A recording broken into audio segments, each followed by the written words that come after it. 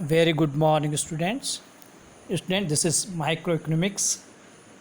First, to understand the about the contents of microeconomics, we will study aggregate of economic system, types of goods produced in economy, final and intermediate goods, consumer and capital goods, and concept and components of consumption, expenditure, and investment, stock and flow, four sector of economy, intersectorial flow, real flow or money flow, and circular flow, right?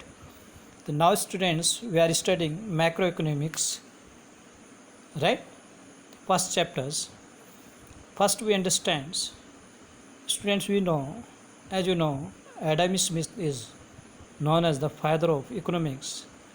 Same way, John Maynard Keynes is the founding father of macroeconomics. Who is the founding father of macroeconomics?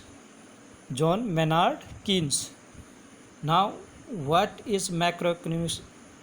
Macroeconomics in economics. Students, we understand macro is a branch of economics dealing with performance, structure, behavior, and decision making of an economy as a whole. Right? It means it helps also in GDP calculations, structure of demand and supply, behaviors, that is the consumer behavior, and decision making related to the policy makings, right? The macroeconomics is dealing with performance, right? What is the macroeconomics? Macroeconomics branch of economics that study how an overall economy, the market systems that operate on a large scale behaves, right? Macroeconomics is study of economy as a whole, right? The macroeconomics study economy wide phenomena such as inflation, price level, rate of economic growth, national income, gross domestic product, and change in unemployment. So these are all related to not individuals, it is related to whole economy and whole peoples, we can say. So macroeconomics is branch of economics that study the behavior and performance of economy as a whole. These are the some factors.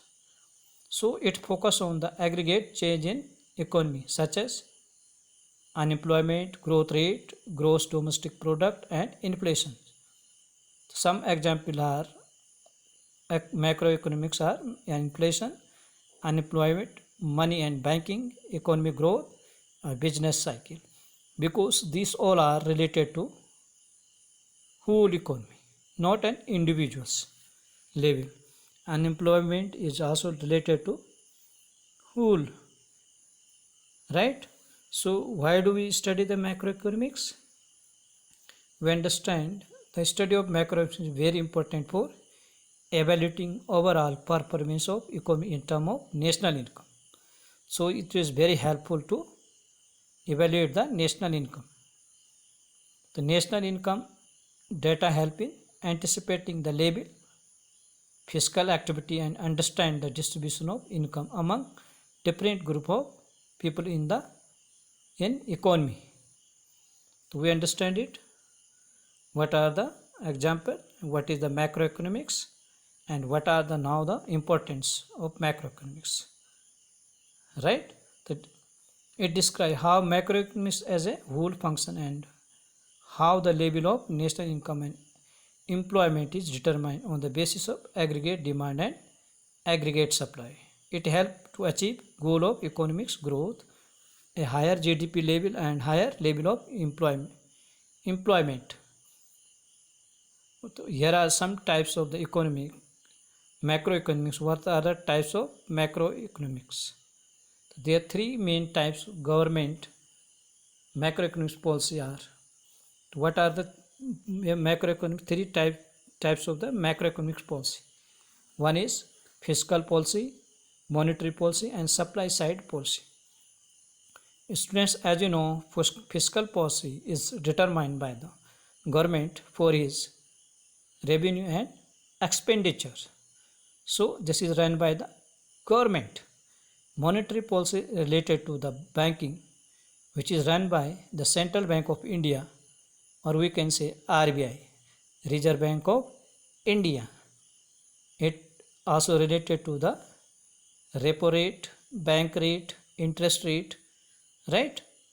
So this policy made by RBI, Central Bank of India, we can say that, related to interest rate, bank rate, repo rate, reverse repo rate, right? CRR, etc. Supply side policy. This is the supply side of what? Goods and services, aggregate demands and supply also. So this we understand the policy of macroeconomics, right? Some major objective of macroeconomics. Why do we study the macroeconomics? The four major objectives: first, full employment. We understand the full employment, price stability, a high but sustainable rate of economic growth, keeping the balance of payment in equilibrium, right? So students, this is we understand some concept of macroeconomics. Hope you understand it. Thanks for watching video. Have a great day ahead.